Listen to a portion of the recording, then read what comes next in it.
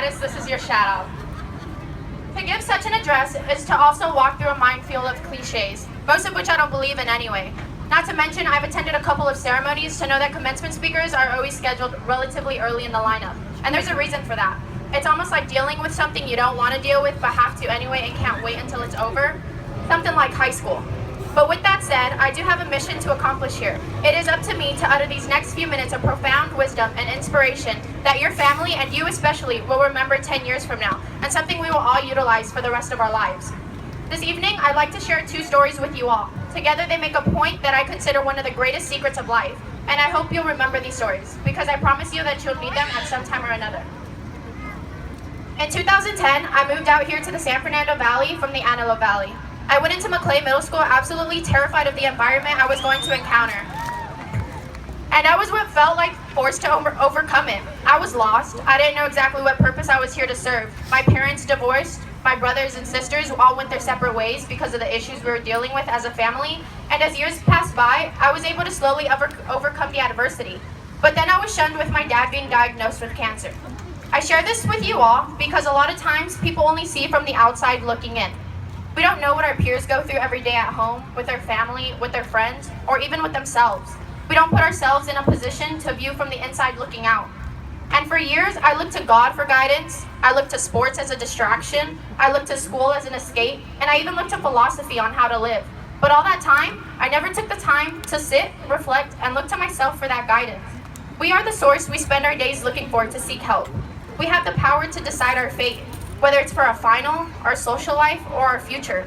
The preparation we put towards something is our guaranteed outcome. Just like anything we acknowledge, we grant power to. So with that, always take a few minutes to assure that what you're doing with your time and efforts is benefiting your happiness and your aspirations, because when it comes down to it, you're your greatest support.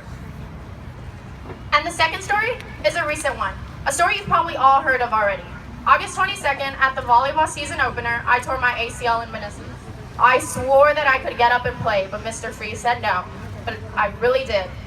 Throughout training, I always spent my time nagging though, wishing I was able to play with my junior year team, talking about how boring practices were, just very unappreciative, you know? So when it was all taken away from me so suddenly, it really made me reflect on the behavior I had demonstrated as a quote-unquote captain. We never know what's going to happen today, tomorrow, let alone next year. Time is going to pass by regardless, so spend it making a difference and making a positive impact in all that you can. Never take the little things that contribute to your happiness for granted, because it's true, you don't know what you have until it's gone. So I wholeheartedly ask of us that we all go home tonight after celebrating this milestone and strategize ways on how to accept who we are, what we consist of, and how we will use all we have grown to be by helping others that are all lost like we all have once been. It's important that we all go into this next chapter of our lives knowing we are capable of doing anything that we want to, whether it be fulfilling your dream to pursue a professional athletic team, becoming the richest person alive, or whether you decide to be a person who becomes a difference in one's lives. Because if Kobe Bryant, Bill Gates, and even Oprah Winfrey can do what they did, what separates us from them? Nothing but motivation and a little fearlessness. Heck, even Kodak was able to do something while he was in jail. Do not live your life scared of judgment. Learn to love it. And more importantly, don't live your life judging others, as it will only prevent you from excelling in what you wish to succeed in. It's hard to predict life. In fact, you can't. For example, I thought I was destined to go out of state for school. But here I am, creating my own destiny by furthering my education at UCLA on a full ride scholarship.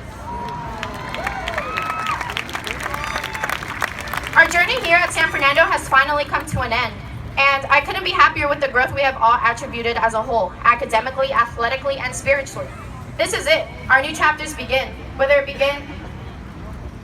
be at a community college, a Cal State, a UC, private out of state, or whether it be straight into the business. But more importantly, to those who have decided to serve our country, this one's for you. Thank you in advance for your courage and your sacrifice. As my speech slowly comes to an end, I'd like to thank you all for allowing me to be the face and the voice of this campus and granting me the opportunity to fulfill my goal of speaking at my high school graduation. Thank you to all the coaches that spent their days transforming us into young adults, but me especially, Manuel Flores, Godinez, Gonzo, and Coach Jess. To the teachers that incorporated the real and the raw of life in our academics, Mr. Martinez, Mr. Martin, and Ms. Armstrong. The admin that go above and beyond for us all and have always had my back, especially this past year, Mr. Lawrence and Mr. Freeze. You've been a blessing. To my dad, for never missing any sports or academic event I've ever participated in. And to my sister, you sacrifice your life for me on a daily, and it doesn't go unnoticed. And we've gone through so much, but here we are, both standing tall, graduates of 2017. But this one right here, I'd like to honor and thank a woman who never receives enough credit for what she sacrifices for the school itself, the students, and the program. This is a woman who helped me stay level-headed in what felt my toughest times this past year, especially. One who has protected me as a mother would her own child. She's made an impact in my life that I will never forget, and I live striving to be half the woman she is. Mrs. Flores, this one's for you. Finally, I wish each and every single one of you nothing but success on your future endeavors, and I hope you all find your happiness if you haven't already, and that you keep it forever and you treasure it. This is to San Fernando's class of 2017.